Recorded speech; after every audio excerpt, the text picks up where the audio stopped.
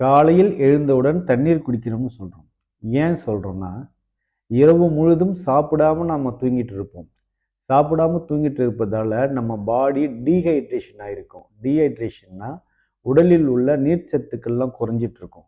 அதை ஈக்குவல் பண்ணணும், சமநிலைப்படுத்தணும்னா நம்ம தண்ணீர் குடிக்கணும்.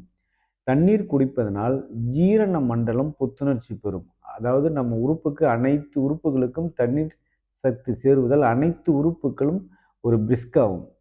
உடலில் இருக்கிற நச்சுக்களை வெளியேற்றும். தண்ணீர் குடிச்சிங்கன்னா அடுத்து என்ன செய்வீங்க?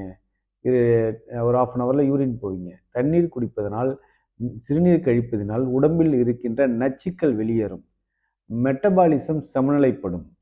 அதாவது அனைத்து சுரப்பிகளும் ஒழுங்காக சுரக்க தன் வேலையை ஆரம்பிக்கும். அதாவது ஒரு மழை பெஞ்சு விட்ட மாரி, ட்ரை லேண்டில் மழை பெஞ்சு விட்ட மாரி அனைத்து உறுப்புகளும் புத்துணர்ச்சி பெறும். அதனால் நம்ம காலையில் எழுந்துடன் 2 கிளாஸ் தண்ணீர் குடிக்க வேண்டும்னு சொல்கிறோம்னு வச்சுக்கோங்களேன்.